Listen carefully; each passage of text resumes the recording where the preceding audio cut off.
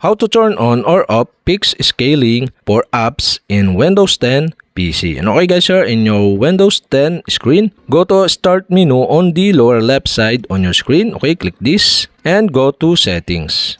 In Settings, go to System. In System, go to Display. And Display, okay, you can see here in Scale and Layout section, the Advanced Scaling Settings. Okay, you can click this. In Advanced Scaling Settings, you can see the Fixed Scaling for Apps. And the Fixed Scaling for Apps is off. Okay, to turn on this, okay, you'll have to do is switch on the switch button here on the Fixed Scaling for Apps. Okay, we have successfully turned on. So if this turn on, let's window try to fix apps so they not blurry. So if you want to turn off again, okay, you'll have to do switch off the switch button to turn off.